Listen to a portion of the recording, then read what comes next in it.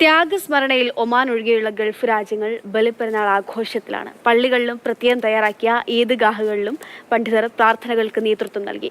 ദുബായിലും ഷാർജയിലുമായി 3 മലയാളത്തിൽ പ്രാർത്ഥനാ ചടങ്ങുകൾ നടക്കുകയാണ്. ഒമാനിൽ തിങ്കളാഴ്ചയാണ് ബലിപ്പെരുന്നാൾ. വിവരങ്ങളുമായി സുരേഷ് വെള്ളിമുറ്റം ചേരുന്നുണ്ട്. സുരേഷ്, അവിടെ എങ്ങനെയാണ് പെരുന്നാൾ ആഘോഷം?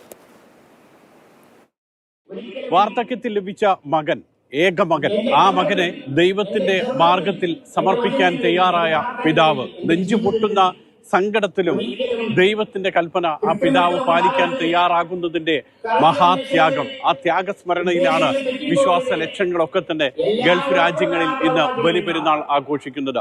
ഒമാൻ ഒഴികെയുള്ള എല്ലാ ഗൾഫ് രാജ്യങ്ങളിലും ഇന്നാണ് ബലിപെരുന്നാൾ. രാവിലെ തന്നെ പള്ളികളിലേക്കും ഈദ്ഗാഹുകളിലേക്കുമൊക്കെ വിശ്വാസികളുടെ പ്രവാഹമായിരുന്നു. സ്ത്രീകളും കുട്ടികളും അടക്കമുള്ള ലക്ഷക്കണക്കിന് പേരാണ് വിശ്വാസികളാണ് പ്രാർത്ഥനാ ചടങ്ങുകളിൽ പങ്കാളികളായത്. UAE-യിൽ 3 ദുബായിൽ 2 ഷാർജയിൽ 1 3 വിശ്വാസികൾക്കായി മലയാളത്തിൽ പ്രാർത്ഥനാ ചടങ്ങുകൾ ക്രമീകരിച്ചിരുന്നു. കിസൈസിലും അതോടൊപ്പം തന്നെ അൽക്കൂസിലുമാണ് മലയാളത്തിലുള്ള പ്രാർത്ഥനാ ചടങ്ങുകൾ ഒരുക്കിയിരുന്നത്. ഷാർജയിൽ ക്രിക്കറ്റ് സ്റ്റേഡിയത്തിന്റെ അടുത്തുള്ള ഫുട്ബോൾ ഗ്രൗണ്ടിലായിരുന്നു മലയാളത്തിലുള്ള പ്രാർത്ഥന.